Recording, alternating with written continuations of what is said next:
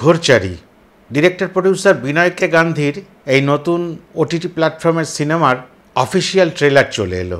এই ট্রেলারটার মধ্যে গল্পটা পরিষ্কার, আলাদা করে কিছু প্রেডিকশান করতে হচ্ছে না যে না এরকম হতে পারে ওরকম হতে পারে, না, এটা পরিষ্কার করে দিয়েছেন যে স্টোরি লাইনটা আছে সেটা একটা কমেডি ড্রামা, বিশেষ করে ফ্যামিলি ওরিয়েন্টেড একটা গল্প। এর মধ্যে অনেকগুলো মোড় রয়েছে, আর বাস্তব জগতের সঙ্গে কতটা জড়িত সেটাও একটা প্রশ্ন। তবে হতেও তো পারে এরকম একটা পরিস্থিতি, তাহলে কি হয় সেটা দেখার জন্যেই ঘোরচারি। প্রথমে বলি, পাঞ্জাবিদের মধ্যে একটি বিয়ে বিষয়ক সেরেমোনিয়াল ফাংশন আছে যাকে বলা হয় ঘোরচারি, মানে ঘোড়ায় চড়া।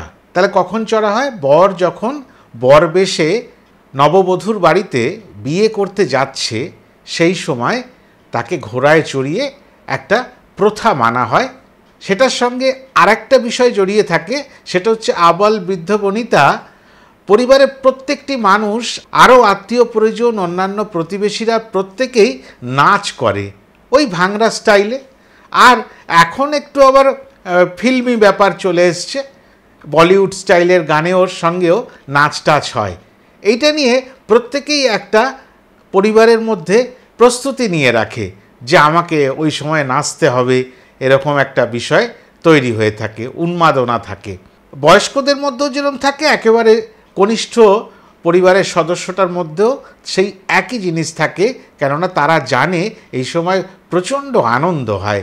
আর সম্ভবত এটাই হয়তো আনন্দের প্রথম বহিঃপ্রকাশ পাঞ্জাবি বিয়ের। তো এরকমই ঘোরচারি অনুষ্ঠানটাকে নিয়েই নামকরণ করা হয়েছে এই বিনয় কে গান্ধীর সিনেমাটির। প্রথমে দেখা যাচ্ছে পুরনো দিনের অভিনেত্রী অরুণা ইরানি এখানে দাদির চরিত্রে, মানে ঠাকুমার চরিত্রে অভিনয় করেছেন। চিরাগের চরিত্রে অভিনয় করেছেন পার্থ সামথান। এই পার্থ এর আগে অনেকগুলো সিনেমা আমাদের দিয়েছে, তাতে কমেডি আমরা পেয়েছি এবং ফ্যামিলি ড্রামার যেগুলো সেই ওরিয়েন্টেড সিনেমাই তার থেকে আমরা বেশি পেয়েছি। তো পার্থ এখানে অরুণা ইরানির নাতি, আর পার্থের সঙ্গে যে নায়িকা চরিত্রে থাকবে, মানে তার স্বপ্নের একজন নারী যে এরকমভাবে আসবে তার জীবনে, সেটা বুঝিয়ে দিয়ে আসবে, সেই তার জন্য আসছে, সেটা দেবিকা।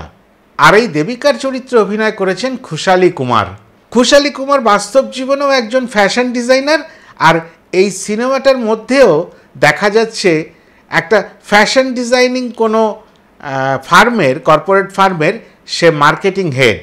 তো ওই মিস দেবিকা এসছেন, তাদের প্রথম পরিচয় চিরাগ আর দেবিকার, সেটা হচ্ছে একটা আন্ডারওয়্যারকে নিয়ে, কুল আন্ডারওয়্যার।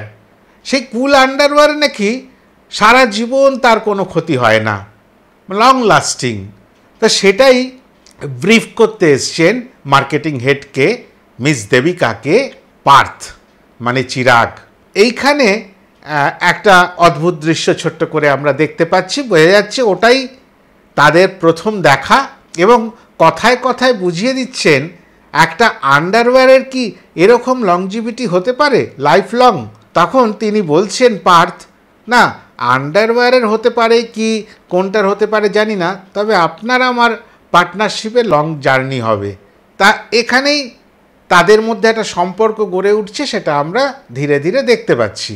এদিকে চিরাগের মা নেই, চিরাগের বাবা কর্নেল ভীর শর্মা, আর চরিত্রটিতে অভিনয় করছেন আমাদের সবার প্রিয় সঞ্জয় দত্ত।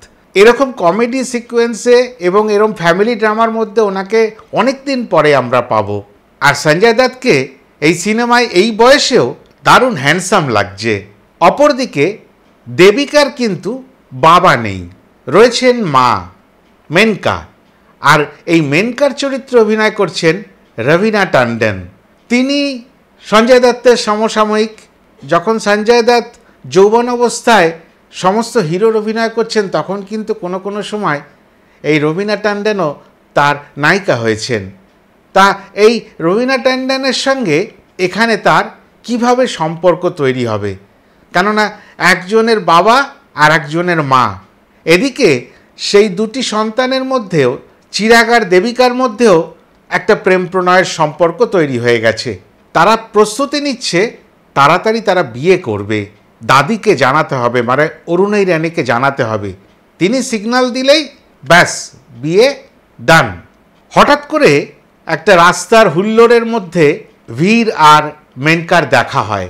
লাভ অ্যাট ফার্স্ট সাইট এটা বলা যাবে না, কেননা ওনাদের আগে থেকেই পরিচয় ছিল হয়তো কলেজ লাইফে, সেটা ট্রেলারে পরিষ্কার নয়, এরকমই একটা সম্ভাবনা। যে কোনো কারণে একে অপরের প্রতি ভালোবাসা আসক্তি থাকা সত্ত্বেও সেই সময় তাদের মিলন হয়নি। অনেক দিন পরে, এতগুলো বছর পরে তাদের মধ্যে আবার নতুন করে ভালোবাসা তৈরি হয়। সঞ্জয় দত্ত চেয়েই বসেন তার মা অরুণা ইরানির কাছে, আমি মেনকাকে বিয়ে করব। অরুণা ইরানিও বোঝেন যে ছেলের এই বয়সে বিয়ে করাটা সমাজের কাছে খুব স্বাভাবিক হবে না। উনি হয়তো বাধাও দিতে চেয়েছেন। এর মধ্যে জানাজানি হয়ে যায় চিরাগ আর দেবিকার বাবা মাই নিজেদের মধ্যে বিবাহ বন্ধনে আবদ্ধ হতে চাইছে। তাহলে তো উল্টো কেস হয়ে যাবে, চিরাগ আর দেবিকা তো তাহলে ভাই বোন হয়ে যাবে। যেই হাতে মঙ্গলসূত্র পরাবেন চিরাগ ভেবেছিলেন, সেই হাতে কি দেবিকা এসে রাখি পরিয়ে যাবে?